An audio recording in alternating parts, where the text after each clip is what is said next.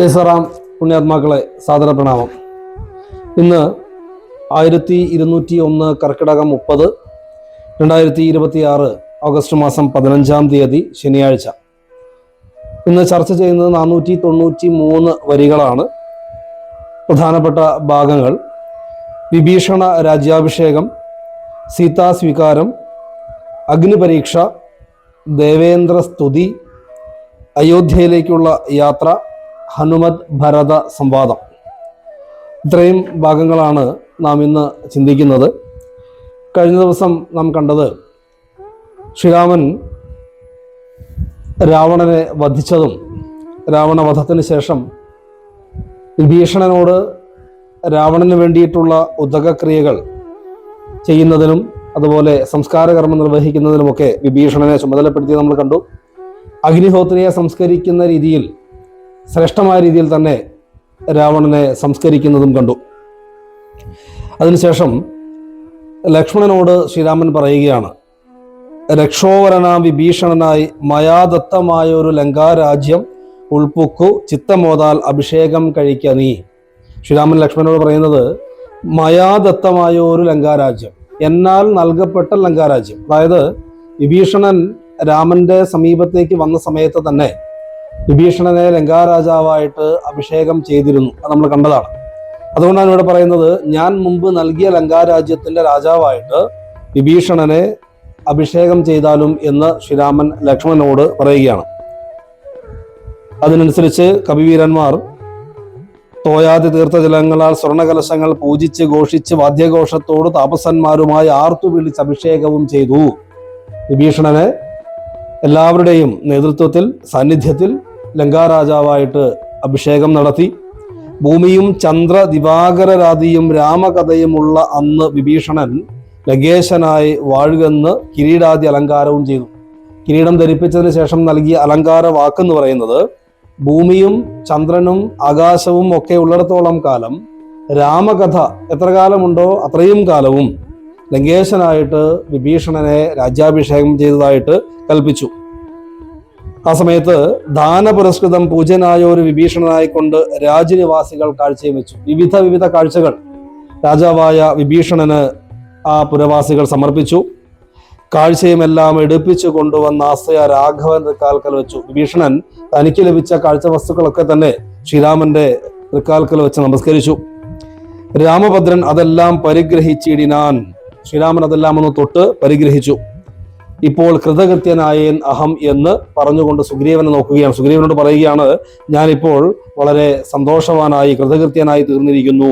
സുഗ്രീവനെ പുനരാലിംഗനം ചെയ്ത് സന്തുഷ്ടനായി അരുൾ ചെയ്തു രാഘവൻ. സുഗ്രീവനെ ആലിംഗനം ചെയ്തുകൊണ്ട് ശ്രീരാമൻ പറയുകയാണ്, ചിന്തിച്ചതെല്ലാം ലഭിച്ചു നമുക്കെടോ. തൊൽസഹായത്വേന രാവണൻ തന്നെ ഞാൻ ഉത്സാഹമോട് വധിച്ചത് നിശ്ചയം. നിന്റെ സഹായം കൊണ്ടാണ് എനിക്ക് രാവണനെ വധിക്കാൻ സാധിച്ചത്. അതുകൊണ്ട് ഞാൻ ചിന്തിച്ചതൊക്കെ നമുക്ക് ലഭിച്ചിട്ടുണ്ട്. ലങ്കേശ്വരനായിട്ട് വിഭീഷണൻ തന്നെയും ശങ്കാവിഹീനം അഭിഷേകവും ചെയ്തു. ലങ്കയുടെ രാജാവായിട്ട് യാതൊരു ശങ്കയ്ക്കും അടിസ്ഥാനമില്ലാതെ വിഭീഷണനെ രാജാവായിട്ട് അഭിഷേകം ചെയ്യുകയും ചെയ്തു എന്ന് പറയുന്നു. പിന്നെ ഹനുമാനെ നോക്കി അരുൾ ചെയ്തു മന്നവൻ. അതിനുശേഷം ശ്രീരാമൻ ഹനുമാനെ നോക്കിയിട്ട് പറയുന്നു, നീ പോയി വിഭീഷണാനുജ്ഞയ ചെന്ന് ലങ്കാപുരം ബുക്കറിയിക്കണം തന്വങ്കിയാകിയ ജാനകയോടിതം. അതായത് നീ വിഭീഷണനോട് അനുവാദം വാങ്ങിയിട്ട് സീതാദേവിയുടെ സമീപത്തേക്ക് ചെന്നിട്ട് ഇതുവരെ ഉണ്ടായ വൃത്താന്തങ്ങളെല്ലാം പറഞ്ഞ് സീതാദേവിയെ ധരിപ്പിക്കണം. എന്നാൽ അവളുടെ ഭാവവും വാക്കും ഇന്ന് എന്നോട് വന്നു പറയുക. അത് പറയുന്ന സമയത്ത് ഇവിടെ സംഭവിച്ച കാര്യങ്ങളൊക്കെ സീതാദേവിയോട് പറയുന്ന സമയത്ത് എന്താണ് അവളുടെ ഭാവവും വാക്കും, എന്താണ് സീതാദേവിയുടെ മുഖഭാവമെന്നും എന്താണ് സീതാദേവിയുടെ മറുപടി എന്നും നീ മനസ്സിലാക്കിയിട്ട് എന്നോട് വന്ന് പറയണം എന്നത് കേട്ട് പവനതനയനും ചെന്നു ലങ്കാപുരം പ്രാപിച്ചു. അത് ശിരസാവഹിച്ചുകൊണ്ട് ഹനുമാൻ സ്വാമി സീതാദേവിയുടെ സമീപത്തേക്ക് പോകുന്നു. നിശാചരർ സൽക്കരിച്ചിരുന്നാൽ ആ സമയത്ത് രാക്ഷസന്മാർ ഹനുമാൻ സ്വാമിയെ സൽക്കരിക്കുന്നു. രാമപാദാബ്ജവും ധ്യാനിച്ചിരിക്കുന്ന ഭൂമി സ്വതയെ നമസ്കരിച്ചു. സൽക്കാരമെല്ലാം സ്വീകരിച്ചതിന് ശേഷം ഹനുമാൻ സ്വാമി സീതാദേവിയുടെ അശോകവനിയിലേക്ക് എത്തിച്ചേർന്നു. അവിടെ ശിംശഭാവൃക്ഷ ചുവട്ടിലിരിക്കുന്ന ഭഗവതിയെ കണ്ടു, ഭഗവതിയെ നമസ്കരിച്ചു. ആ രാമപാദാബ്ജവും ധ്യാനിച്ചിരിക്കുന്ന ഭൂമി സ്വതയെ, ശ്രീരാമന്റെ പാദങ്ങൾ തന്നെ ചിന്തിച്ചുകൊണ്ട് രാമനെ തന്നെ ചിന്തിച്ചുകൊണ്ടിരിക്കുന്ന സീതാദേവിയുടെ പാദങ്ങളെ ഹനുമാൻ സ്വാമി നമസ്കരിച്ചു. വൃത്താന്തമെല്ലാം പറഞ്ഞു തുടങ്ങിനാൾ. ഉണ്ടായ സംഭവങ്ങളൊക്കെ സീതാദേവി അറിയിക്കുകയാണ്. ലക്ഷ്മണനോടും വിഭീഷണൻ തന്നോടും സുഗ്രീവൻ ആദിയാം വാനരന്മാരോടും രക്ഷോവരനാം ദശഗ്രീവനെ കൊന്ന് ദുഃഖമകന്നു തെളിഞ്ഞുമേ വീടിനാൻ ഇത്തം ഭവതിയോട് പറയാൻ വേണ്ടിയിട്ട് ഞാൻ വന്നതാണ് എന്ന് ഹനുമാൻ സ്വാമി സീതാദേവിയോട് പറയുന്നു. ലോകമാതാവേ, ദുഷ്ടനായ രാവണനെ വധിക്കപ്പെട്ടു, രാവണൻ കൊല്ലപ്പെട്ടു. വിഭീഷണൻ, സുഗ്രീവൻ തുടങ്ങിയവരുടെ സഹായത്തോടു കൂടിയിട്ട് ഭഗവാൻ ശ്രീരാമചന്ദ്രൻ രാവണനെയും പരിവാരങ്ങളെയും എല്ലാം വധിച്ചു. ഈ സന്തോഷ വാർത്ത ഭവതിയെ അറിയിക്കാൻ വേണ്ടിയിട്ട് എന്നെ ചുമതലപ്പെടുത്തിയിരിക്കുകയാണ്. അതിനാലാണ് ഞാൻ വന്നത് എന്ന് പറഞ്ഞുകൊണ്ട് ഹനുമാൻ സ്വാമി നമസ്കരിക്കുന്നു. ഇത് കേട്ട സമയത്ത് സീതയ്ക്കുണ്ടായ ആനന്ദം പറഞ്ഞറിയിക്കാനാവില്ല. കാരണം സീതാദേവി കേൾക്കാൻ ആഗ്രഹിക്കുന്ന ഒരു വാർത്തയാണത്. ദേവി ഗദ്ഗതത്തോടുകൂടി പറയുകയാണ്, ഗദ്ഗത വർണ്ണേന ചൊല്ലിനാൾ എന്തു ഞാൻ മർക്കട ശ്രേഷ്ഠ ചൊല്ലേണ്ടത് ചൊല്ലു നീ. ഞാൻ എന്താണ് ഇനി പറയേണ്ടത് എന്റെ മർക്കട ശ്രേഷ്ഠ ഹനുമാനെ? ഞാൻ എന്താണ് ഇനി ഇതിന് മറുപടി പറയേണ്ടത്? ഞാൻ കേൾക്കാൻ വേണ്ടി ആഗ്രഹിക്കുന്ന ഒരു വാർത്തയല്ലേ നീ പറയുന്നത്. അതുകൊണ്ട് എനിക്കൊന്നും തന്നെ തിരിച്ചു പറയുവാൻ പോലും സാധിക്കുന്നില്ല. എന്റെ ഭർത്താവിനെ കാണാൻ ഇനി എന്താണ് മാർഗം? ഇനിയും ഞാൻ എത്ര സമയം കാത്തിരിക്കണമെന്ന് നീ പറഞ്ഞാലും എത്രയും പെട്ടെന്ന് അതിനുള്ള സാഹചര്യത്തിൽ നീ ഒരുക്കിയാലും എന്നെല്ലാം പറഞ്ഞുകൊണ്ട് ആനന്ദത്തോടു കൂടിയിട്ട് ഗദ്ഗത വർണ്ണത്തോടു കൂടിയിട്ട് ശ്രീരാമനെ കാണുവാനുള്ള ആഗ്രഹത്തോടു കൂടിയിട്ട് സീതാദേവി ഗദ്ഗത വർണ്ണത്തോടു കൂടിയിട്ട് ഹനുമാൻ സ്വാമിയോട് പറയുകയാണ്. ഉടനെ തന്നെ ഹനുമാൻ സ്വാമി നേരെ ശ്രീരാമന്റെ സമീപത്തേക്ക് ചെന്നിട്ട് ദേവി പറഞ്ഞ കാര്യങ്ങളൊക്കെ അറിയിച്ചു. അത് കേട്ടിട്ട് ചിന്തിച്ചു രാമൻ. ആ സീതാദേവി പറഞ്ഞ വാക്കും അല്ലെങ്കിൽ സീതാദേവി എങ്ങനെയാണ് പ്രതികരിച്ചത് എന്നൊക്കെയുള്ള ആ വൃത്താന്തം അറിഞ്ഞ സമയത്ത് ശ്രീരാമൻ വിഭീഷണനോട് പറയുകയാണ്, ജാനകി ദേവിയെ ചെന്നു വരുത്തുക, ദീനതയുണ്ട് പോൽ കാണായിക കൊണ്ടുമാം. എത്രയും പെട്ടെന്ന് ജാനകി ദേവിയെ ഇങ്ങോട്ട് എത്തിച്ചാലുമെന്ന് ശ്രീരാമൻ വിഭീഷണനോട് കൽപ്പിക്കുകയാണ്. സ്നാനം കഴിച്ചു ദിവ്യാംബരാഭരണാനു ലഭാതിലങ്കാരം അണിയിച്ച് ശില്പമായ ഒരു ശിബിക മേലാരോപ്യ മൽ പുരോഭാഗയെ വരുത്തുക സത്വരം. എത്രയും പെട്ടെന്ന് സീതാദേവിയെ മാന്യാനുലേപാതിലങ്ങൾ കൊണ്ടൊക്കെ കുളിപ്പിച്ച് ദിവ്യാംബരങ്ങളൊക്കെ ധരിപ്പിച്ച് അലങ്കാരങ്ങളൊക്കെ അണിയിച്ചിട്ട് ശില്പമായ ഒരു ശിബിക മേലാരോപ്യ മനോഹരമായിട്ടുള്ള ഒരു പല്ലക്കിൽ എടുത്തിട്ട് മൽ പുരോഭാഗെ എന്റെ സമീപത്തേക്ക് എത്രയും പെട്ടെന്ന് കൊണ്ടുവരാനുള്ള ഏർപ്പാടുകൾ ചെയ്യൂ എന്ന് വിഭീഷണനോട് രാമൻ കൽപ്പിക്കുകയാണ്. അതിനനുസരിച്ച് വിഭീഷണൻ കൽപ്പന പുറപ്പെടുവിക്കുന്നു. വൃദ്ധമാരായ നാരീജനത്തെ കൊണ്ട്, വൃദ്ധമാരായിട്ടുള്ള നാരീജനങ്ങൾ സ്ത്രീകളെ കൊണ്ട് ഉബ്ദാംഗിയെ കുളിപ്പിച്ച് ചമയിപ്പിച്ച് തണ്ടിലെടുപ്പിച്ച് കൊണ്ടു ചെല്ലുന്നേരം അപ്രകാരം സീതാദേവിയെ വൃദ്ധമാരായിട്ടുള്ള നാരീജനത്തെ കൊണ്ട് കുളിപ്പിച്ച് ചമയിച്ച് അണിയിച്ചൊരുക്കി നല്ലൊരു പല്ലക്കിൽ ഏറ്റിയിട്ട് കൊണ്ടുവരികയാണ്. വാനരവീരരും തിക്കിത്തിരക്കിയ ജാനകി ദേവിയെ കണ്ടുകൊണ്ടിടുവാൻ കൂട്ടമിട്ടങ്ങണയുന്നത് കണ്ടൊരു യാഷ്ടികന്മാർ അണഞ്ഞ് ആട്ടിയകറ്റിനാർ. അതായത് സീതാദേവി ആ മനോഹരമായിട്ടുള്ള പല്ലക്കിൽ എഴുന്നള്ളി വരുന്നത് കാണാൻ വേണ്ടിയിട്ട്, സീതാദേവിയെ കാണാൻ വേണ്ടിയിട്ട്, കാരണം വാനരന്മാർ നമുക്കറിയാം എത്രയോ ദിവസമായിട്ട് സീതാദേവിയെ കണ്ടുപിടിക്കുന്നതിന് വേണ്ടിയിട്ടുള്ള വലിയൊരു യജ്ഞത്തിലായിരുന്നു. അതിന്റെ ഫലമാണ് ഇവിടെ സീതാദേവിയെ ലഭിച്ചു, രാവണൻ കൊല്ലപ്പെട്ടു എന്നുള്ളത്. അതുകൊണ്ട് ആ സീതാദേവിയെ കാണുവാനുള്ള ആഗ്രഹത്തോടു കൂടിയിട്ട് ഈ ലക്ഷക്കണക്കിന് വാനരന്മാർ തിക്കിത്തിരക്കിയിട്ട് വരുന്ന കണ്ടപ്പോൾ വഴിയിൽ തടസ്സമുണ്ടാകാതിരിക്കാൻ, അപകടമുണ്ടാകാതിരിക്കാൻ വേണ്ടിയിട്ട് ആയുധധാരികളായിട്ടുള്ള യോദ്ധാക്കൾ അവരെല്ലാം തടുത്തു നിർത്തുകയാണ്. ആ കോലാഹലം കേട്ടു രാഘവൻ കാരുണ്യശാലി വിഭീഷണൻ തന്നോട് അരുൾ ചെയ്തു. അത് കണ്ടിട്ട് കാരുണ്യശാലിയായിട്ടുള്ള ശ്രീരാമൻ വിഭീഷണനോട് പറയുകയാണ്, വാനരന്മാരെ ഉപദ്രവിപ്പാനുണ്ടോ ഞാൻ ഉര ചെയ്തത് നിന്നോടിതെന്തടോ? വാനരന്മാരെ ഉപദ്രവിക്കുവാൻ അല്ലയോ വിഭീഷണ ഞാൻ നിന്നോട് പറഞ്ഞിട്ടില്ല. ജാനകി ദേവിയെ കണ്ടാൽ അതിനൊരു ഹാനി എന്തുള്ളത് അത് പറഞ്ഞിടു നീ. ഈ വാനരന്മാർ സീതാദേവിയെ കാണുന്നത് കൊണ്ട് എന്താണ് ഹാനിയുള്ളത് എന്ന് നീ എന്നോടൊന്ന് പറയൂ. മാതാവിനെ ചെന്ന് കാണുന്നത് പോലെ മൈഥിലിയെ ചെന്ന് കണ്ടാലുമേവരും. സ്വന്തം മാതാവിനെ കാണുന്നത് പോലെ, അമ്മയെ കാണുന്നത് പോലെ ആ വാനരന്മാർ വന്നിട്ട് സീതാദേവിയെ കാണട്ടെ, അതിനെന്താണ് ഒരു കുഴപ്പമുള്ളത് എന്ന് ശ്രീരാമൻ ചോദിക്കുകയാണ്. എന്നിട്ട് പറയുന്നു, പാദചാരേണ വരേണമെന്നന്തികെ മേദിനി നന്ദിനി കിം തത്രഭൂഷണം. ആ ഭൂമി സ്വതയായിരിക്കുന്ന സീതാദേവി പല്ലക്കിൽ നിന്ന് ഇറങ്ങിയിട്ട് ഭൂമിയിലൂടെ പാദചാരേണ, അതായത് ഭൂമിയിൽ ചവിട്ടിക്കൊണ്ട് വരട്ടെ. അങ്ങനെയാകുമ്പോൾ എല്ലാവർക്കും സീതാദേവിയെ കാണാമല്ലോ എന്ന് ശ്രീരാമൻ ഇവിടെ പറയുകയാണ്. അതിനുശേഷം കാര്യാർത്ഥമായ പുരാ നിർമ്മിതമായൊരു മായാജനകജാര ഉപമനോഹരം കണ്ട് കോപം പൂണ്ട് വാജ്യവാദങ്ങളെ പുണ്ടരീകാക്ഷൻ ബഹുവിധം ചൊല്ലിനാൻ. ഇവിടെ പറയുന്നത് സീതാദേവിയുടെ നമുക്കറിയാം സീതാദേവി മായാസീതയായിട്ട് അഗ്നിയിൽ മറഞ്ഞിരിക്കുന്ന സീതയാണ്. രാവണവധത്തിന് വേണ്ടിയിട്ട് സീതാദേവി അഗ്നിയിൽ മറഞ്ഞിരിക്കുകയും മായാസീതയാണ് ശ്രീരാമന്റെ കൂടെ വന്നിട്ടുമുള്ളത്. അതുകൊണ്ട് അഗ്നിയിൽ മറഞ്ഞിരിക്കുന്ന സീതയെ സ്വീകരിക്കുന്നതിന് വേണ്ടിയിട്ടുള്ള ഒരു പദ്ധതി ഇവിടെ ശ്രീരാമൻ മനസ്സിൽ കാണുകയാണ്. എന്നിട്ട് ആ കാര്യാർത്ഥമായിട്ട് ആ കാര്യം നടക്കുന്നതിന് വേണ്ടിയിട്ട് സീതാദേവിയോട് അഗ്നി പരീക്ഷ നടത്തുവാൻ വേണ്ടി ആവശ്യപ്പെടുകയാണ്. വിശ്വാസമാശുമത് ഭർത്താവിനും മറ്റു വിശ്വത്തിൽ വാഴുന്നവർക്കും വരുത്തുവാൻ. സീതാദേവി പറയുന്നു, എന്റെ ഭർത്താവിനും ഈ ലോകത്ത് വസിക്കുന്ന മറ്റുള്ള ആളുകൾക്കും വിശ്വാസം വരുത്തുവാൻ കുണ്ടത്തിൽ അഗ്നിയെ നന്നായി ജ്വലിപ്പിക്കുക, ദണ്ഡമില്ലേതും എനിക്കതിൽ ചാടുവാൻ. ഒരു അഗ്നികുണ്ഡത്തിൽ നന്നായിട്ട് അഗ്നിയെ ജ്വലിപ്പിക്കും, എനിക്ക് യാതൊരു ദുഃഖവും യാതൊരു ഭയവുമില്ല ആ അഗ്നികുണ്ഡത്തിൽ ചാടുന്നതിന്. സൗമിത്രിയും അത് കേട്ടു രഘുത്തമ സൗമുഖ്യ ഭാവം ആലോക്യ സസംഭ്രം. അതായത് സൗമിത്രി ലക്ഷ്മണൻ അവിടെ വലിയൊരു ഹോമകുണ്ഡം തീർത്ത് വാനന്മാരോട് കൂടി ചേർത്തുകൊണ്ട് അതിൽ അഗ്നി നന്നായിട്ട് ജ്വലിപ്പിച്ചു. ഭൂമി സ്വതയും അന്നേരം പ്രസന്നയായി ഭർത്താരം ആലോക്യ ഭക്തിയാ പ്രദക്ഷിണം കൃത്വ മുഹുസ്ത്രയം ബദ്ധാഞ്ജലിയോടും ദേവ ദ്വിജേന്ദ്ര തപോധനന്മാരെയും പാവകൻ തന്നെയും വന്ദിച്ച് ചൊല്ലിനാൻ.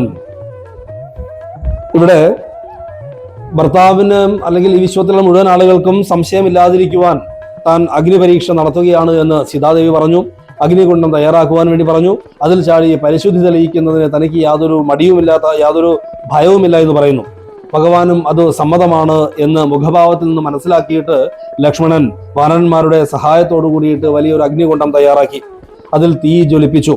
ജ്യേഷ്ഠന്റെ സമീപത്ത് ചെന്ന് ലക്ഷ്മണനും നിൽക്കുകയാണ്.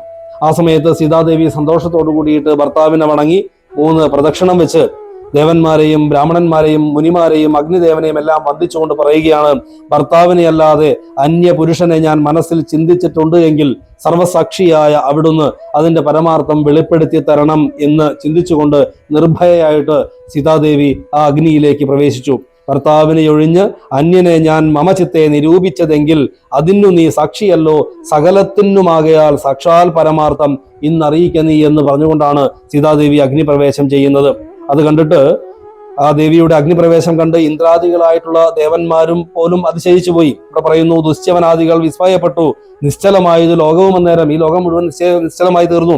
ഇന്ദ്രനും കാലനും പാശിയും വായുവും വൃന്ദാരകാധിപന്മാരും കുബേരനും മന്ദാകിനീധരൻ താനും വിരിഞ്ചനും സുന്ദരിമാരകും അപ്സര സ്ത്രീകളും ഗന്ധർവ കിന്നര കിംപുരുഷന്മാരും ദന്തശൂകന്മാർ പിതൃക്കൾ മുനികളും ചാരണ ഗുഹ്യക സിന്ധസാധ്യന്മാരും നാരദ തുമ്പുരു മുഖ്യജനങ്ങളും അങ്ങനെയുള്ള സമസ്ത ദേവന്മാരും ഇതെല്ലാം കണ്ടിട്ട് അത്ഭുതത്തോടുകൂടി ചുറ്റും വന്ന് നിറഞ്ഞു. എന്താണ് സംഭവിക്കാൻ പോകുന്നത് എന്നുള്ള ആ ഒരു സങ്കല്പത്തിൽ എല്ലാവരും ആ അഗ്നി പരീക്ഷ നടക്കുന്ന അതിന് മുകളിലായിട്ട് ആകാശത്ത് വന്ന് ചുറ്റും നിൽക്കുകയാണ്. ഭഗവാൻ അവരെ എല്ലാവരെയും തന്നെ വണങ്ങി.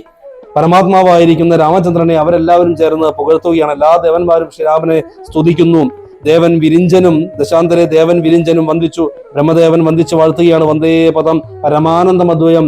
ഇവിടെ ബ്രഹ്മദേവൻ ശ്രീരാമനെ സ്തുതിക്കുന്നു. വന്ദേ പദം പരമാനന്ദമദ്വയം, വന്ദേ പരമശേഷ സ്ഥിതി കാരണം തുടങ്ങിയിട്ട് ശ്രീരാമനെ ബ്രഹ്മദേവൻ സ്തുതിക്കുന്നു. സർവ്വലോകപ്രിയം സർവജ്ഞം അത്ഭുതം രത്നകിരീടം രവിപ്രഭം കാരുണ്യരത്നാകരം തുടങ്ങി ശ്രീരാമനെ വർണ്ണിക്കുകയാണ്. അപ്രകാരം അതെല്ലാം കഴിയുന്ന സമയത്താണ് ആശ്രയാശൻ അഥവാ അഗ്നി കാഴ്ചയായി കൊണ്ടുവന്ന സീതാദേവിയെ ശ്രീരാമന്റെ കൈകളിൽ ഏൽപ്പിക്കുകയാണ്. അതായത് അഗ്നി പരീക്ഷയിൽ സീതാദേവി വിജയിച്ച് ശ്രീരാമന്റെ സന്നിധിയിലേക്ക് വരുന്നു. അത് ഇവിടെ സൂചിപ്പിക്കുന്നത് അഗ്നിദേവനിലാണ് സീതാദേവിയെ വന്യമണ്ഡലത്തിൽ ശ്രീരാമൻ മറച്ചു വെച്ചത് യുദ്ധത്തിന് വരുന്ന സമയത്ത്, അഥവാ രാവണനെ വധിക്കാൻ വേണ്ടിയിട്ട് അല്ലെങ്കിൽ രാവണ വധ ലക്ഷ്യത്തിന് വേണ്ടി വരുന്ന സമയത്ത് ആ അഗ്നിദേവൻ ശ്രീരാമന്റെ കയ്യിലേക്ക് സീതാദേവിയെ കാഴ്ചയായി കൊണ്ടുവന്ന് വണങ്ങിനാൻ. കാഴ്ച നൽകിക്കൊണ്ട് സീതാദേവിയെ കാഴ്ച വെച്ചുകൊണ്ട് അഗ്നിദേവൻ ശ്രീരാമനെ വണങ്ങി. എന്നിട്ട് പറയുന്നു, ലങ്കേശ നിഗ്രഹാർത്ഥം വിപിനത്തിൽ നിന്ന് എങ്കൽ ആരോപിതയാകിയ ദേവിയെ. ലങ്കേശ നിഗ്രഹത്തിന് വേണ്ടിയിട്ട്, രാവണ നിഗ്രഹത്തിന് വേണ്ടിയിട്ട് എന്നിൽ ആരോപിച്ച അഥവാ എന്നിൽ ഒളിപ്പിച്ച സീതാദേവിയെ ശങ്കാവിഹീനം പരിഗ്രഹിച്ചിടുക. യാതൊരു ശങ്കയും കൂടാതെ അല്ലയോ ശ്രീരാമ അങ്ങ് പരിഗ്രഹിച്ചിടുക. സങ്കടം തീർന്നു ജഗത്രയത്തെങ്കിലും. ഈ 3 ലോകത്തിനും ഇപ്പോൾ സങ്കടം തീർന്നിരിക്കുന്നു എന്ന് മനസ്സിലാവുന്നു രാവണന്റെ വധം സംഭവിച്ചത് കൊണ്ട് എന്ന് അഗ്നിദേവൻ പറഞ്ഞിട്ട് അഗ്നിദേവൻ ശ്രീരാമനെ നമസ്കരിക്കുന്നു, സീതാദേവിയെ നമസ്കരിക്കുന്നു. സ്വാംഗിയെ സമാവേശ ശോഭിച്ചതേറ്റവും സീതാദേവി ശ്രീരാമന്റെ സമീപത്ത് ശ്രീരാമന്റെ മടിയിലിരുന്നു കൊണ്ട് വളരെ ശോഭിച്ചു. ഭഗവാൻ സന്തുഷ്ടനായിട്ട് അഗ്നിദേവനെ അങ്ങോട്ടും വണങ്ങി പൂജിച്ച ശേഷം ദേവിയെ സ്വീകരിച്ച് തന്റെ മടിയിലിരുത്തി വളരെ സന്തോഷത്തോടുകൂടി ശോഭിക്കുന്നു. സംഗ്രന്ഥനൻ തഥാ രാമനെ നിർജ്ജര സംഖ്യേന സാർദ്ധം വണങ്ങി സ്തുതിച്ചു. ആ സമയത്ത് ദേവേന്ദ്രൻ ശ്രീരാമനെ സ്തുതിക്കുകയാണ്.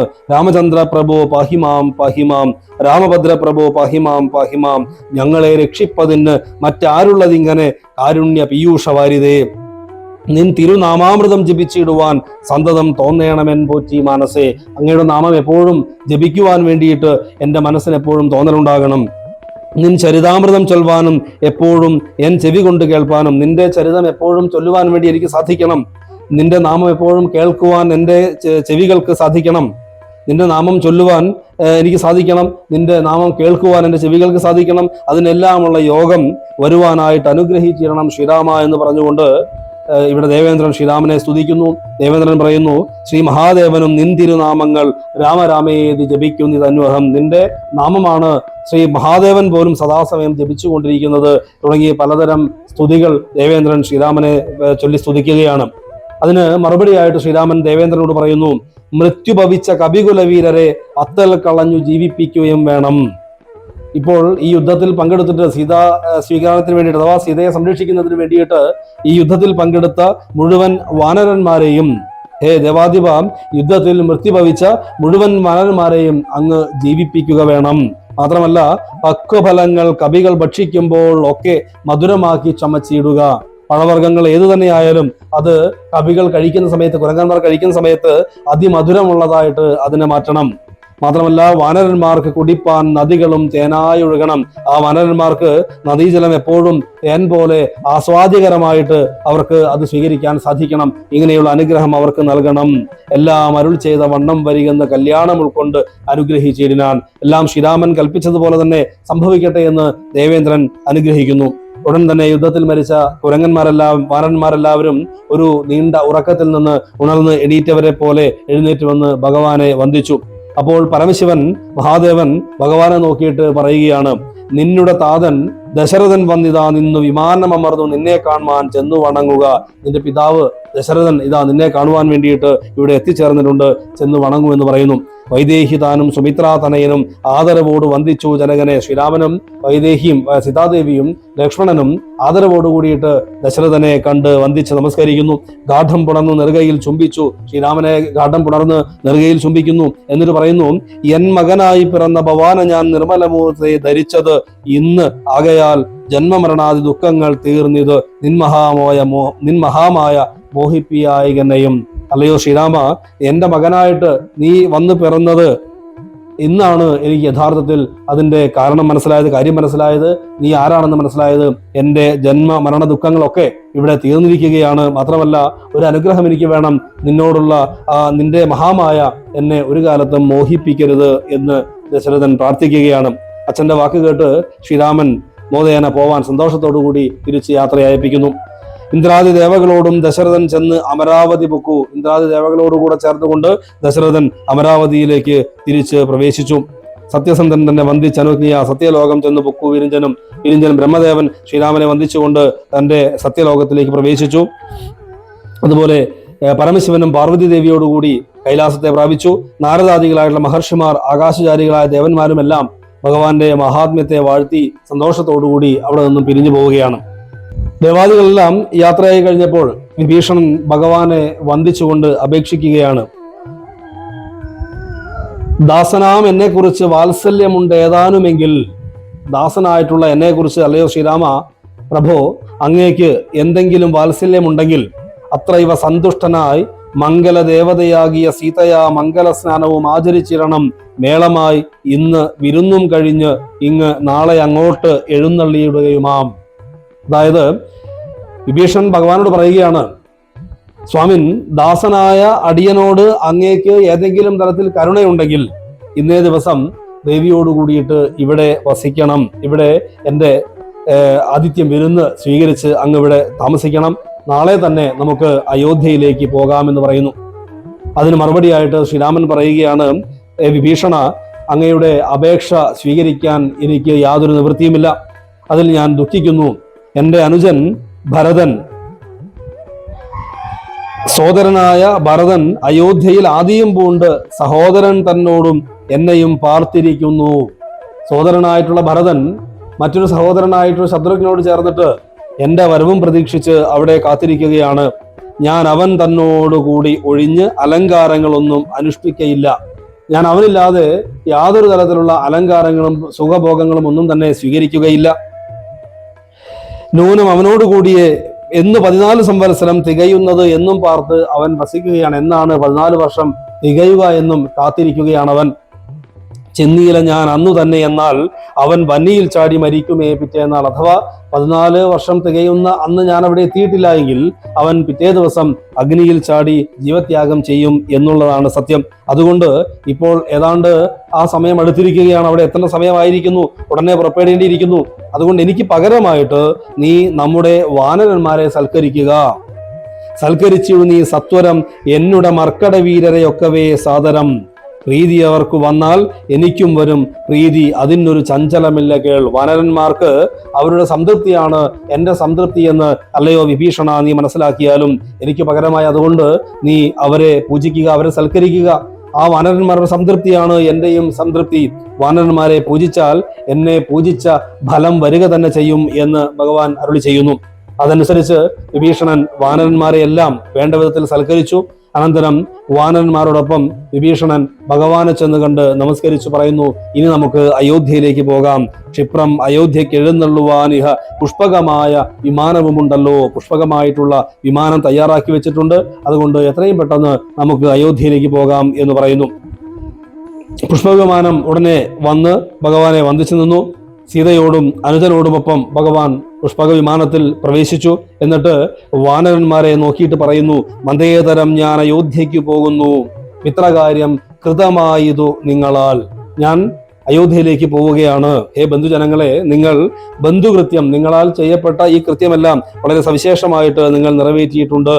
ശത്രുഭയമിനി നിങ്ങൾക്കകപ്പെടാ. മർക്കടരാജ സുഗ്രീവ മഹാമതേ, കിഷ്കിന്ധയിൽ ചെന്ന് വാഴുക നീ സൗഖ്യമായി. അല്ലയോ മർക്കടരാജ സുഗ്രീവ, നീ കിഷ്കിന്ധയിൽ ചെന്നിട്ട് അനവധി കാലം സുഖത്തോടുകൂടി വസിക്കുക.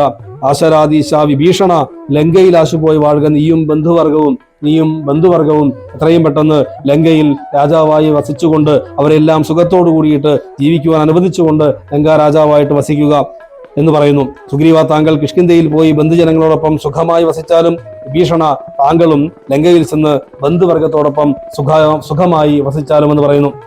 ഭഗവാൻ ഇപ്രകാരം അരുളി ചെയ്തപ്പോൾ സുഗ്രീവ വിഭീഷണാദികൾ ഭഗവാനെ വന്ദിച്ചുകൊണ്ട് അപേക്ഷിക്കുകയാണ്, പ്രഭു, ഞങ്ങളും കൂടി അയോധ്യയിലേക്ക് വരുവാൻ ഞങ്ങളെയും കൂടി അനുവദിക്കണം.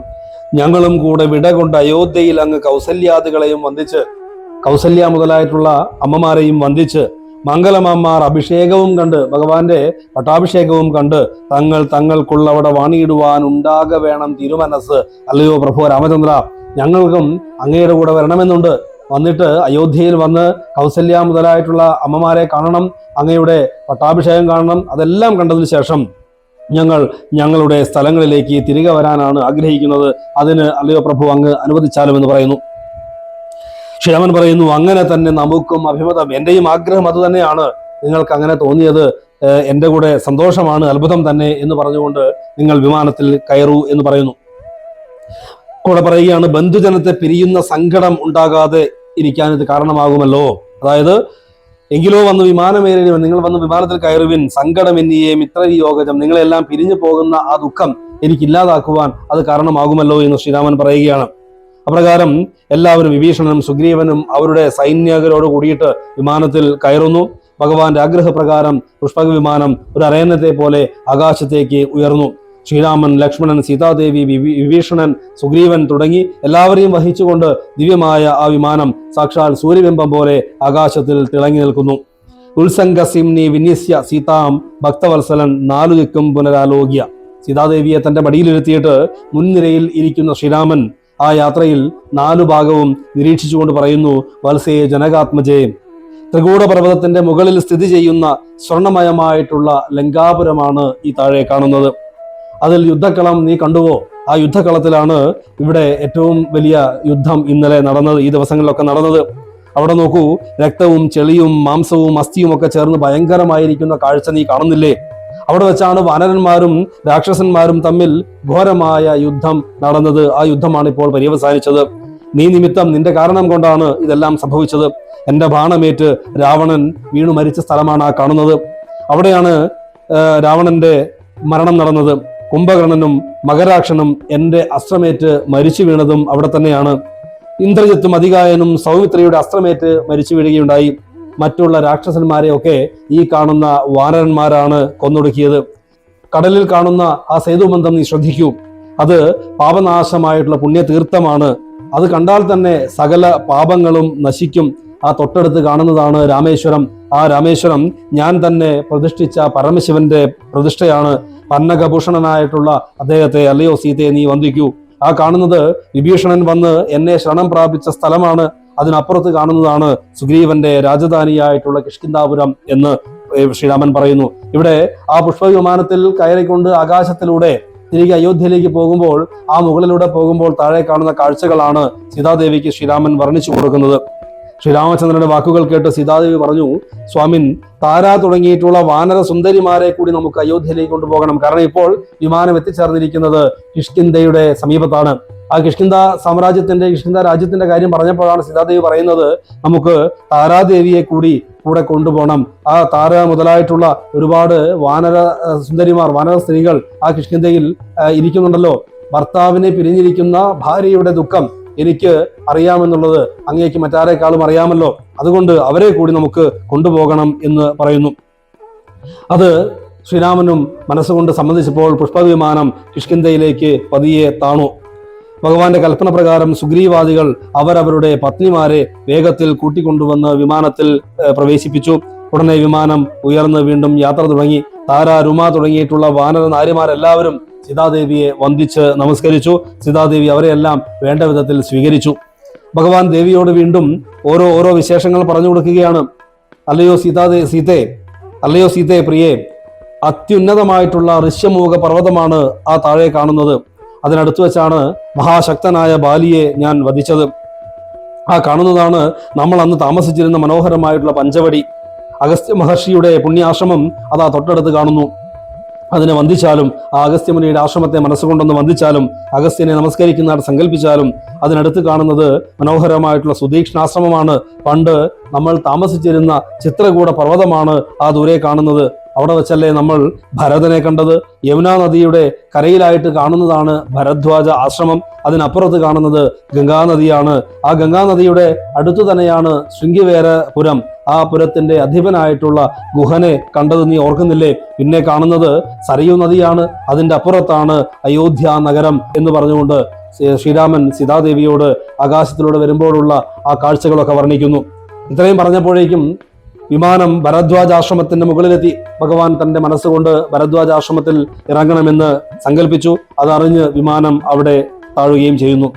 രാമചന്ദ്രൻ തന്റെ സഹോദരനോടും ഭാര്യയോടും കൂടിയിട്ട് ഭരദ്വാജ മഹർഷിയെ നമസ്കരിച്ചു. മഹർഷി സന്തുഷ്ടനായിട്ട് സർവമംഗളങ്ങളും ഭഗവാന് നൽകി ആശീർവദിച്ചു.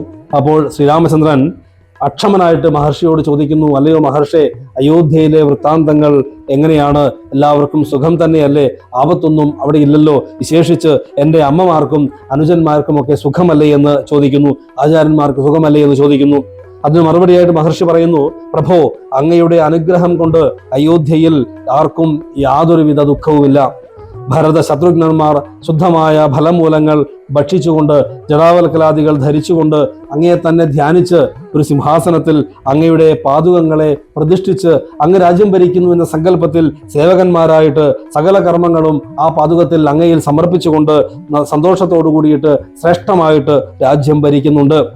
ഞാൻ എൻ്റെ ജ്ഞാനദൃഷ്ടി കൊണ്ട് സീതാപഹരണം മുതൽ രാവണവധം വരെയുള്ള സകല ചരിത്രവും അപ്പോൾ അറിഞ്ഞിട്ടുണ്ട്. അതുകൊണ്ട് അങ്ങ് ആദിമധ്യാന്തരഹിതനും നിർവികാരനുമായിട്ടുള്ള പരബ്രഹ്മമാണ് നീ എന്ന് എനിക്ക് തീർച്ചയായിട്ടും അറിയാം. അത് ഞാൻ അറിഞ്ഞിരിക്കുന്നു. ഇന്നല്ലയോ ശ്രീരാമ, അങ്ങ് ഇവിടുന്ന് എൻ്റെ ആശ്രമത്തിൽ വസിക്കണം. അങ്ങ് സീതാദേവിയോടൊപ്പം ഇവിടെ വസിച്ച് ലക്ഷ്മണൻ അനന്തനാണെന്നും സീതാദേവി ആദി പരാശക്തിയാണെന്നും മഹാലക്ഷ്മിയാണെന്നും എനിക്കറിയാവുന്നതാണ്. അതുകൊണ്ട് എനിക്ക് അനുഗ്രഹം നൽകുന്നതിന് ഇന്ന് അല്ലയോ പ്രഭു അങ്ങ് ഇവിടെ വസിക്കണം. നാളെ അയോധ്യയിലേക്ക് തിരിച്ച് പ്രവേശിക്കുകയും ചെയ്യാമെന്ന് പറയുന്നു.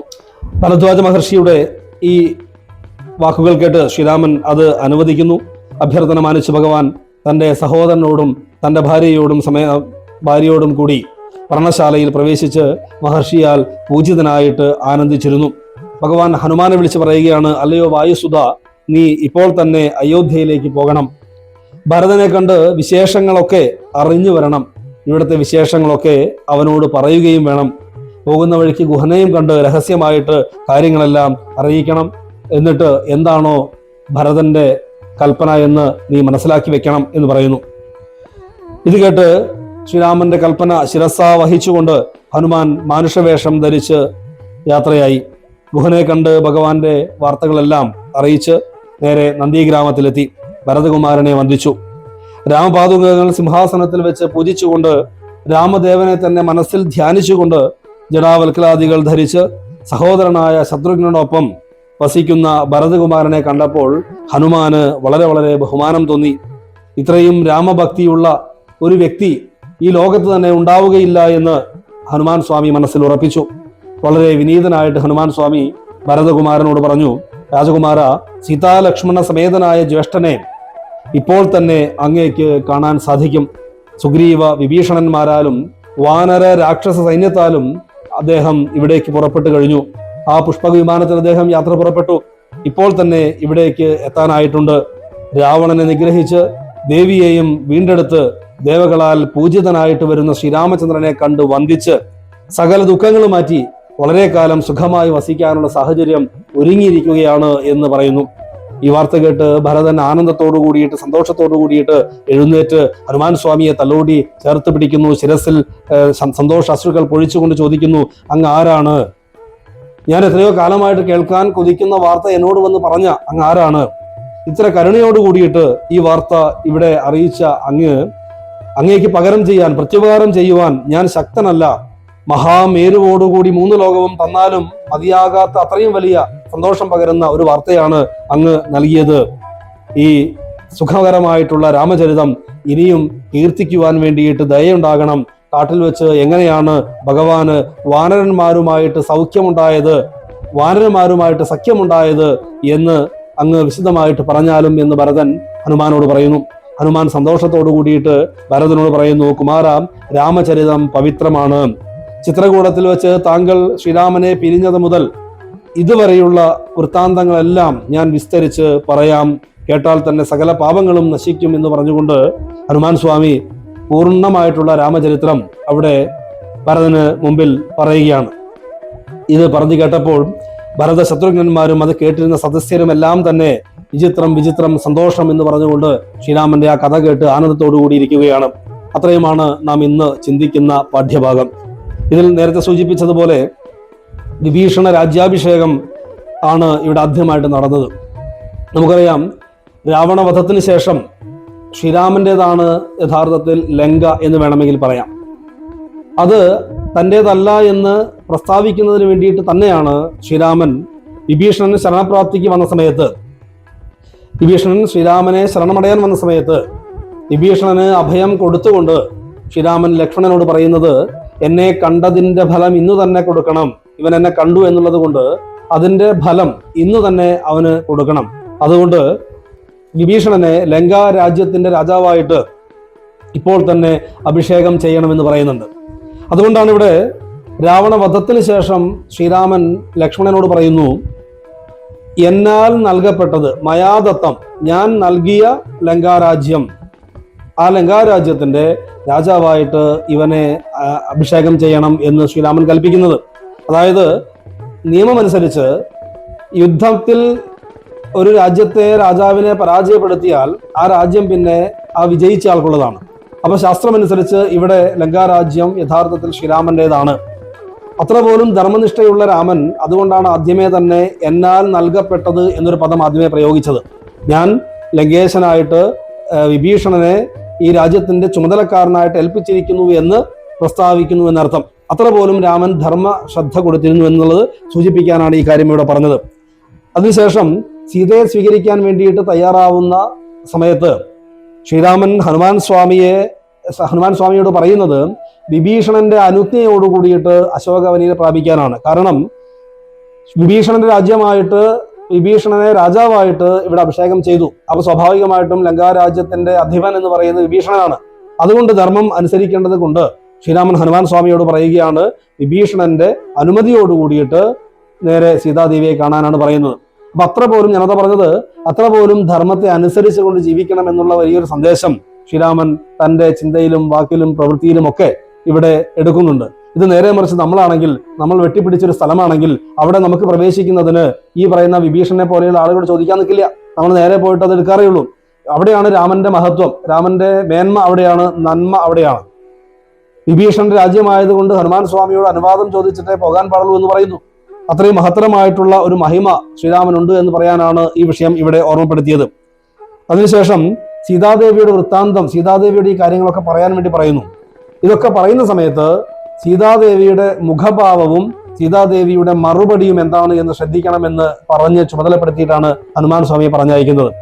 അതിലുള്ളൊരു കാര്യം ഒരു സൈക്കോളജിക്കൽ ഒരു മൂവ്മെന്റ് ആണ് യഥാർത്ഥത്തിൽ. കാരണം ലങ്കാ രാജ്യത്ത് ഏതാണ്ട് ഒരു വർഷക്കാലമായിട്ട് സീതാദേവി വസിക്കുകയാണ്. സീതാദേവിയുടെ മനസ്സിന് ചാഞ്ചല്യം ഉണ്ടായിട്ടുണ്ടോ എന്നറിയുന്നതിനുള്ള ഒരു ചിന്ത ഇവിടെ വേണമെങ്കിൽ നമുക്ക് ചിന്തിക്കാം. കാരണം സ്വർണമയമായിട്ടുള്ള സർവ്വ ഐശ്വര്യങ്ങളും നിറഞ്ഞു നിൽക്കുന്ന എല്ലാ സുഖഭോഗങ്ങളുമുള്ള ഒരു രാജ്യമാണ് ലങ്ക എന്ന് മുൻപൊക്കെ സൂചിപ്പിച്ചിട്ടുണ്ട്. ഇനി ഈ ഒരു വർഷം കഴിഞ്ഞ് ചെല്ലുന്ന സമയത്ത് ശ്രീരാമനോട് വിരോധമുണ്ടോ, ശ്രീരാമനോട് ഏതെങ്കിലും തരത്തിൽ ഒരു അകൽച്ചയുണ്ടോ എന്നൊക്കെ അറിയാൻ വേണ്ടിയിട്ടാണ് ഇവിടെ യഥാർത്ഥത്തിൽ ശ്രീരാമൻ ഹനുമാൻ സ്വാമിയോട് പറയുന്നത്. ഇത്തരത്തിൽ പറയുമ്പോൾ, ഇവിടെ ഉണ്ടായ കാര്യങ്ങളൊക്കെ പറയുമ്പോൾ, രാവണനെ വധിച്ചുവെന്നും ശ്രീരാമൻ സീതാദേവിയെ സ്വീകരിക്കാൻ വേണ്ടി തയ്യാറായിട്ട് നിൽക്കുകയാണ് എന്നൊക്കെ പറയുമ്പോൾ എന്താണ് സീതാദേവിയുടെ മുഖത്ത് നിന്ന് വായിച്ചെടുക്കാൻ പറ്റുന്നത്, എന്താണ് സീതാദേവിയുടെ മറുപടി, ഇത് രണ്ടും അറിഞ്ഞു വരുവാൻ വേണ്ടിയിട്ടാണ് ഹനുമാൻ സ്വാമിയോട് ശ്രീരാമൻ പറയുന്നത്. എന്തായാലും സീതാദേവിയോട് പറയുന്ന സമയത്ത് തന്നെ സീതാദേവി പറയുന്നത് ഇനിയും ഞാൻ എത്ര കാത്തിരിക്കണം എന്നാണ്. ഇത്രയും ഞാൻ കാത്തിരുന്ന് മതിയായില്ലേ, ഇനിയും ഞാൻ എത്ര കാത്തിരിക്കണം എന്ന് ചോദിക്കുമ്പോൾ തന്നെ അവിടെ എല്ലാ ചോദ്യങ്ങൾക്കുമുള്ള ഉത്തരം അവിടെ വന്നു കഴിഞ്ഞു. അതിനുശേഷമാണ് അഗ്നിപരീക്ഷ. ആ അഗ്നിപരീക്ഷയുടെ സമയത്ത് സകല ദേവതമാരും സ്തുതിക്കുന്നു. സീതാദേവിയുടെ ആ മനധൈര്യം കണ്ടിട്ട്, സീതാദേവിയുടെ ആ സങ്കല്പ ശുദ്ധി കണ്ടിട്ട് സകല ദേവന്മാരും അവിടെ സ്തുതിക്കുന്നു, ശ്രീരാമനെ സ്തുതിക്കുന്നു, സീതാദേവിയെ വന്ദിക്കുന്നു, അത്ഭുതത്തോടു കൂടിയിട്ട് നോക്കുന്നു. ഈ സമയത്ത് അഗ്നിദേവൻ എന്ന് പറയുന്നു എങ്കൽ ആരോപിച്ച സീതാദേവിയെ, അതായത് യുദ്ധത്തിന് വേണ്ടിയിട്ട് കാട്ടിലേക്ക് വന്ന സമയത്ത് എന്നെ ഏൽപ്പിച്ച സീതാദേവിയെ ഞാനിതാ നിന്റെ കയ്യിലേക്ക് തിരിച്ചേൽപ്പിക്കുന്നു എന്ന് പറഞ്ഞുകൊണ്ട് അഗ്നിദേവൻ സീതാദേവിയെ ശ്രീരാമന് തിരികെ കൊടുക്കുന്നു എന്ന് പറയുന്നു. ഇവിടെ ആദ്യമേ തന്നെ നമുക്കറിയാം, അഗ്നി മണ്ഡലത്തിലേക്ക് സീതാദേവിയെ മറച്ചു വെച്ചിട്ട് ആ മായാസീതയെ കൊണ്ട് കർത്തവ്യം നിറവേറ്റാൻ വേണ്ടിയിട്ട്, അല്ലെങ്കിൽ തന്റെ ധർമ്മം നടത്താൻ വേണ്ടിയിട്ട്, ധർമ്മ സംസ്ഥാപനത്തിന് വേണ്ടിയിട്ട് ഉപാധിയാക്കി ആണ് ശ്രീരാമൻ ഇവിടെ വന്നിരിക്കുന്നത് നമുക്കറിയാം. തിരിച്ച് ധർമ്മ സംസ്ഥാപനം നടന്നു കഴിയുമ്പോൾ, അഥവാ തന്റെ കർമ്മമണ്ഡലം പൂർത്തീകരിക്കപ്പെട്ട് കഴിയുമ്പോൾ തിരിച്ച് സീതാദേവിയെ സ്വീകരിക്കാം എന്ന് പറഞ്ഞുകൊണ്ടാണ് അഗ്നിമണ്ഡലത്തിൽ സീതാദേവിയെ പ്രതിഷ്ഠിച്ചിട്ടുള്ളത്, അഥവാ മറച്ചിട്ടുള്ളത്. അതാണ് ഇവിടെ വീണ്ടും സ്വീകരിക്കപ്പെടുന്നത്. അപ്രകാരം അതിനുശേഷം ദേവേന്ദ്രൻ സ്തുതിക്കുന്നു, സകല ദേവന്മാരും സ്തുതിക്കുന്നു, ബ്രഹ്മദേവൻ സ്തുതിക്കുന്നു, മഹാദേവൻ സ്തുതിക്കുന്നു, ദേവേന്ദ്രാദികൾ സ്തുതിക്കുന്നു.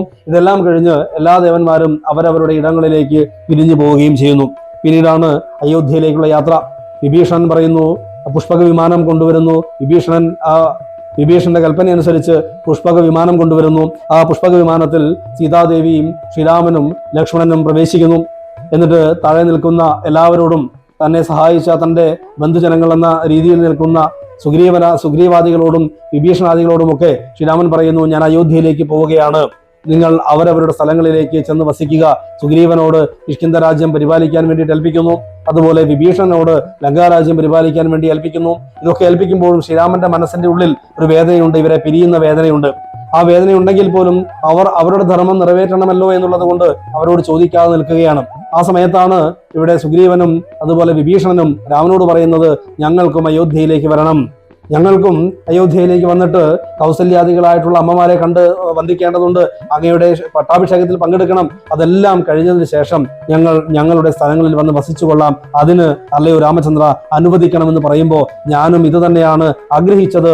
അതുകൊണ്ട് ബന്ധുക്കളെ വേർപിരിയുന്ന ദുഃഖത്തിന് ഇപ്പോൾ അവസരമില്ലാതായല്ലോ, അഥവാ ബന്ധുക്കളെ വേർപിരിയുന്ന ദുഃഖം എനിക്കിപ്പോൾ ഉണ്ടാവുകയില്ലല്ലോ എന്ന് പറഞ്ഞുകൊണ്ട് സന്തോഷത്തോടു കൂടിയിട്ട് അവരെ കൂടി വിമാനത്തിലേക്ക് പ്രവേശിപ്പിക്കുന്നു. അപ്രകാരം അവിടെ നിന്നും വിമാനം ആകാശത്തേക്ക് ഉയർന്നു. ആകാശത്തേക്ക് ഉയർന്ന സമയത്ത് ശ്രീരാമൻ സീതാദേവിയോട് താഴെയുള്ള കാഴ്ചകളൊക്കെ വർണ്ണിക്കുകയാണ്. ആ ലങ്കാപുരവും അവിടെ മരണപ്പെട്ട ആളുകളുടെ അവസ്ഥയും അല്ലെങ്കിൽ ആ യുദ്ധക്കളവും അതുപോലെ ഓരോന്ന് വർണ്ണിക്കുകയാണ്. വർണ്ണിച്ച് അങ്ങനെ കിഷ്കിന്ധയുടെ മുകളിലെത്തിയപ്പോൾ സീതാദേവി പറയുന്നു, നമുക്ക് ഈ അംഗദന്റെയും അതുപോലെ സുഗ്രീവന്റെയും തുടങ്ങിയിട്ടുള്ള വാനര സ്ത്രീകൾ, അവിടെ താരയുണ്ട്, രുമയുണ്ട്, അങ്ങനെയുള്ള വാനര സ്ത്രീകളൊക്കെ ഭർത്താവിനെ പിരിഞ്ഞിരിക്കുകയാണല്ലോ. ഭർത്താവിനെ പിരിഞ്ഞിരിക്കുന്നതിന് ദുഃഖം ഞാൻ ഏറ്റവും കൂടുതൽ അനുഭവിച്ചിട്ടുള്ള ഒരാളാണ്. അതുകൊണ്ട് അവരെ കൂടി നമുക്ക് അയോധ്യയിലേക്ക് കൊണ്ടുപോകുകയല്ലേ നല്ലത് എന്ന് ചോദിക്കുന്നു. ശ്രീരാമനും അത് കേട്ട് സന്തോഷമായി. ശ്രീരാമന്റെ ഇച്ഛ മനസ്സിലാക്കിയിട്ട് പുഷ്പവിമാനം അവിടെ ഇറങ്ങി അവരെ കൂടി സ്വീകരിച്ചുകൊണ്ടാണ് അയോധ്യയിലേക്ക് പോകുന്നത്. ആ പോകുന്ന വഴിയിൽ വിവിധങ്ങളായിട്ടുള്ള കാഴ്ചകൾ വീണ്ടും വർണ്ണിക്കുന്നത് നമ്മൾ കാണുന്നുണ്ട്. അങ്ങനെ അയോധ്യയിലേക്ക് പോകുന്ന സമയത്ത് അതിനു മുമ്പ് പ്രധാനപ്പെട്ട ഒരു കാര്യം നടക്കുന്നത്, പുഷ്പക വിമാനത്തിൽ കയറുന്നതിന് മുമ്പ് ശ്രീരാമനോട് തന്റെ ഉപചാരം സ്വീകരിക്കണമെന്ന് പറയുമ്പോൾ ശ്രീരാമൻ പറയുന്നുണ്ട്, എന്നെ പൂജിക്കുന്നതിന് പകരമായിട്ട് വാനരന്മാരെ പൂജിച്ചാൽ മതി, അവർ സംതൃപ്തരായാൽ ഞാനും തൃപ്തരായി എന്ന് പറയുന്ന ഒരു ഭാഗമുണ്ട്. ഇത് ശ്രീരാമന്റെ ആ ഒരു ആത്മഭാവത്തെ ഉണർത്തുന്നതാണ്. കാരണം ശ്രീരാമനെ സേവിക്കുന്നവർ ശ്രീരാമനായി തീരും, അഥവാ ആത്മാരാമന്മാരായിട്ട്, ആത്മാവിൽ രാമനുള്ളവരായിട്ട്, ആത്മാവിൽ രാമൻ രമിക്കുന്നവരായിട്ട് മാറും എന്നുള്ളതിന്റെ ദൃഷ്ടാന്തമാണ് ശ്രീരാമൻ ഇവിടെ പകർന്നു നൽകുന്നത്. തന്നെ പൂജിക്കുന്നതിന്റെ ഫലമായിട്ട്, അഥവാ വാനന്മാരെ പൂജിച്ചാൽ അതിന്റെ ഫലം തനിക്ക് കിട്ടുമെന്ന് പറയുമ്പോൾ ആ വാനന്മാരും താനും ഒന്നാണ് എന്നുള്ള ഒരു പ്രസ്താവന ഇവിടെ ശ്രീരാമൻ നടത്തുകയാണ്. അതാണ് അയോധ്യാരാമനും ആത്മാരാമനും. അയോധ്യാരാമൻ എന്ന് അയോധ്യയിൽ ഉള്ള രാമൻ, അയോധ്യയിൽ രമിക്കുന്ന രാമൻ. ആത്മാരാമൻ എന്നാൽ ആ അയോധ്യാരാമൻ നമ്മുടെ ആത്മാവിൽ രമിക്കുകയാണ് എങ്കിൽ നമ്മൾ ആത്മാരാമൻ. അങ്ങനെ അയോധ്യാരാമനും ആത്മാരാമനും ഒന്നാണ് എന്നുള്ള ഒരു സന്ദേശം ഇവിടെ അയോധ്യയിലേക്കുള്ള യാത്ര പുറപ്പെടുന്ന സമയത്ത് തന്നെ വിഭീഷണൻ ശ്രീരാമനോട് ഉപചാരം നൽകാൻ വേണ്ടിയിട്ട്, ആതിഥ്യം നൽകാൻ വേണ്ടിയിട്ട് പറഞ്ഞ സമയത്ത് വാനരന്മാരെ പൂജിച്ചാൽ മതി എന്ന് പറയുന്നതിലൂടെ ശ്രീരാമൻ നമുക്ക് പഠിപ്പിച്ചു തരികയാണ്. പിന്നീടാണ് ഹനുമത് ഭരത സംവാദത്തിൽ നമ്മൾ കണ്ടു, ഹനുമാൻ സ്വാമിയോട് ഭരതന്റെ ആഗ്രഹങ്ങൾ എന്താണ് എന്ന് അറിയാൻ വേണ്ടിയാണ് പറഞ്ഞു വിടുന്നത്. കാരണം നീണ്ട 14 വർഷത്തിന് ശേഷം ശ്രീരാമൻ അയോധ്യയിലേക്ക് തിരികെ വരികയാണ്. അപ്പൊ ശ്രീരാമൻ ഇവിടെ മനസ്സിലാക്കുന്ന ഒരു കാര്യം, 14 വർഷത്തിന് ശേഷം തിരിച്ച് അയോധ്യയിലേക്ക് വരുന്ന സമയത്ത് രാജഭോഗ സുഖങ്ങളിൽ പെട്ടിട്ടാണ് ഭരതനും ശത്രുഘ്നനും വസിക്കുന്നത് എങ്കിൽ രാജ്യം തിരികെ തരുവാൻ അവർക്ക് വിഷമമുണ്ടാകും. അത് എന്താണ് സത്യാവസ്ഥ എന്നറിയുന്നതിനും ഭരതന്റെയും ശത്രുഘ്നന്റെയും ഒക്കെ ചിത്തത്തിൽ എന്താണ്, മനസ്സിൽ എന്താണ് എന്നറിയുന്നതിനും വേണ്ടിയിട്ടാണ് ഒരു ദൂതനായിട്ട് ആദ്യം ഹനുമാൻ സ്വാമിയെ പറഞ്ഞയക്കുന്നത്. ഹനുമാൻ സ്വാമി ആവട്ടെ ഭരതനെ ഇതിനു മുമ്പ് കണ്ടിട്ടില്ല, ഭരതൻ ഹനുമാൻ സ്വാമിയെ കണ്ടിട്ടില്ല. എന്തായാലും ആ ഗുഹനെ കണ്ട് വൃത്താന്തമൊക്കെ അറിയിച്ചതിന് ശേഷം ഹനുമാൻ സ്വാമി നേരെ നന്ദിഗ്രാമത്തിലേക്ക് ചെല്ലുമ്പോൾ അവിടെ കാണുന്ന കാഴ്ച, എപ്രകാരമാണോ ശ്രീരാമൻ വനത്തിൽ വസിച്ചത് അതേ വേഷങ്ങളോട് കൂടിയിട്ട് ജടാ ധരിച്ചുകൊണ്ട്, മരവുരി ധരിച്ചുകൊണ്ട്, രാമമന്ത്രം തുടർച്ചയായിട്ട് രാമമന്ത്രം ജപിച്ചുകൊണ്ട്, മനോഹരമായിട്ട് സിംഹാസനത്തിൽ രാമചന്ദ്രനാണ് എന്ന് സങ്കല്പിച്ച് രാമന്റെ പാതുകം വെച്ചുകൊണ്ട് രാജ്യം ഭരിക്കുന്ന ആ ഭരതനെ കണ്ടപ്പോൾ, സമീപത്ത് നിൽക്കുന്ന ശത്രുഘ്നനെ കണ്ടപ്പോൾ ഇവിടെ ഹനുമാൻ സ്വാമി ചിന്തിക്കുകയാണ്, ഈ ലോകത്ത് ഭരതനെ പോലെ മറ്റൊരു രാമഭക്തൻ ഇല്ല എന്ന്. അതുകൊണ്ട് തന്നെ ഹനുമാൻ സ്വാമിക്ക് ഇനി ഒന്നും ചിന്തിക്കാനില്ല, ഭരതന്റെ മനോഭാവം എന്താണ് എന്ന് ചിന്തിക്കേണ്ട കാര്യമില്ല, അത് കൃത്യമായിട്ട് അവിടെ നമുക്ക് കാണാൻ സാധിച്ചു എന്ന് ഹനുമാൻ സ്വാമി മനസ്സിൽ ചിന്തിക്കുകയാണ്. എന്നിട്ടാണ് ഹനുമാൻ സ്വാമി ഭരതനോട് രാമന്റെ വൃത്താന്തം പറയുന്നത്. ശ്രീരാമനും അതുപോലെ സുഗ്രീവനും സീതാദേവിയും എല്ലാം ഇപ്പോൾ ഇവിടേക്ക് എത്തും, അവര് ഇപ്പോൾ പുഷ്പക വിമാനത്തിൽ ഇവിടേക്ക് എത്തിച്ചേരും എന്ന് പറയുന്നു.